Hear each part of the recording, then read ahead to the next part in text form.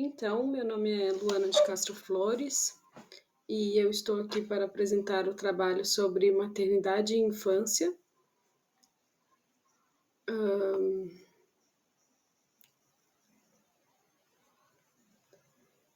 Do estigma, assistência social, e eu represento então o núcleo de pesquisa sobre migrações e cultura na Universidade Federal de Santa Catarina e sou mestranda em psicologia social.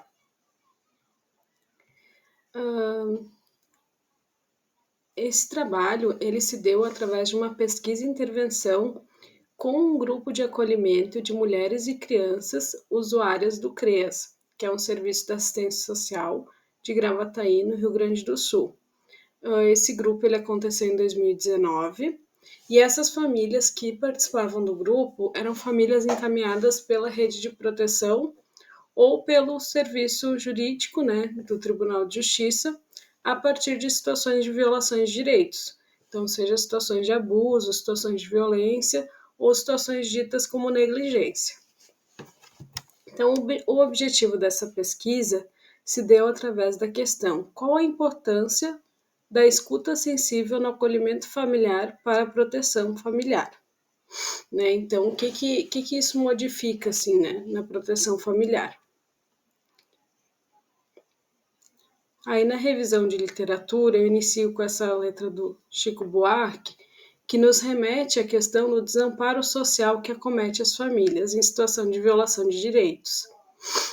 Então, a compreensão da maternidade nesse trabalho ela é compreendida como um dispositivo que se atualiza ao longo dos séculos por discursos e práticas e dimensiona a diferença, né, que a gente percebe colonial, desde o período colonial, a diferença da preocupação destinada às mulheres e crianças, conforme sua classe social, cor e lugar na sociedade.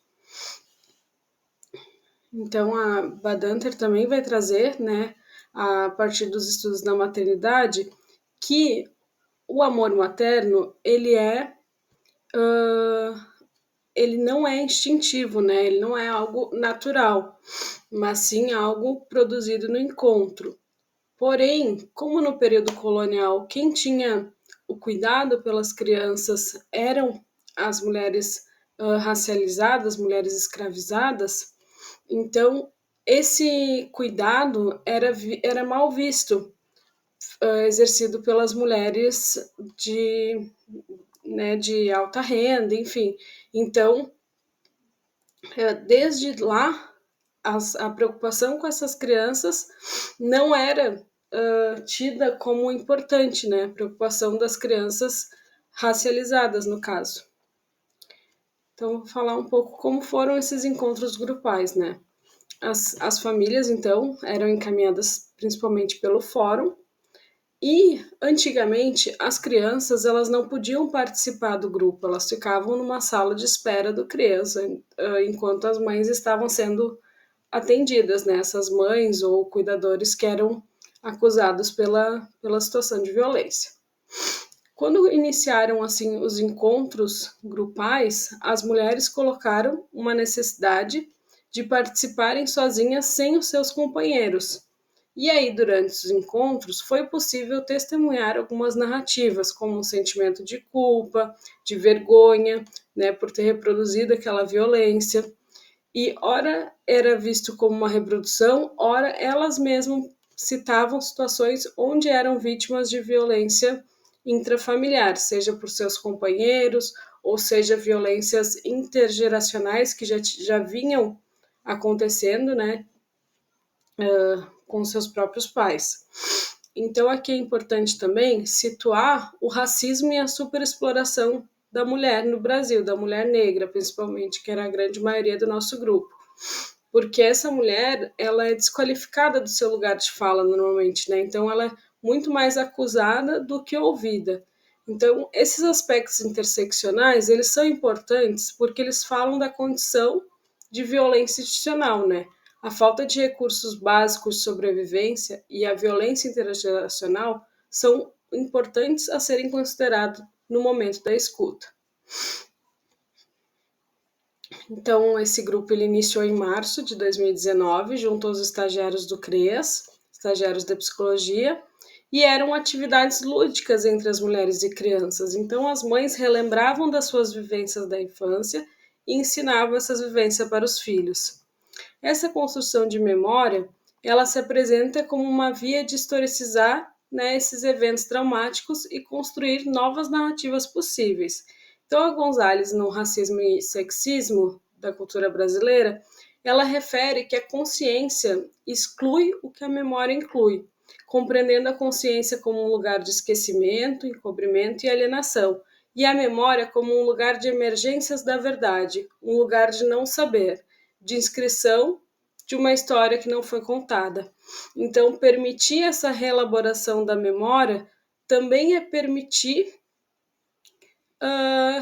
que saia dessa alienação, né?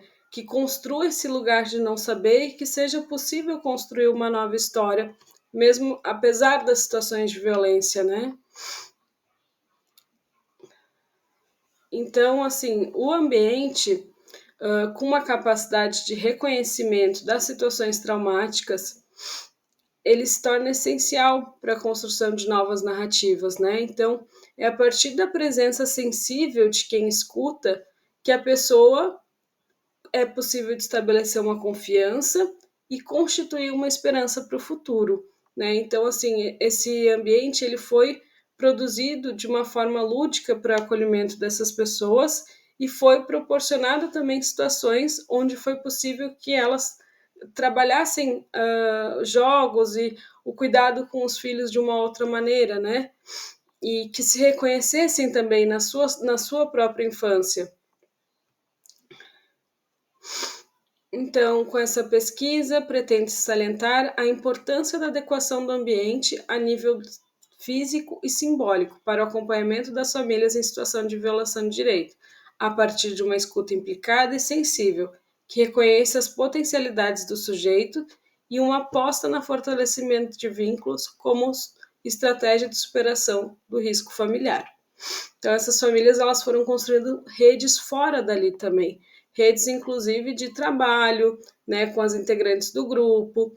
Elas criaram um grupo no WhatsApp fora dali. Os adolescentes também criaram amizade entre os membros do grupo. Então, foi muito interessante porque foi um trabalho que iniciou ali no CREAS de um modo, né, obrigatório por um sistema de justiça, mas que elas passaram a gostar e se integrar em participar do grupo. Né? Então, por isso que o nome desse trabalho é Do Estigma ao Acolhimento, né? Então, essas foram as referências. Muito obrigada.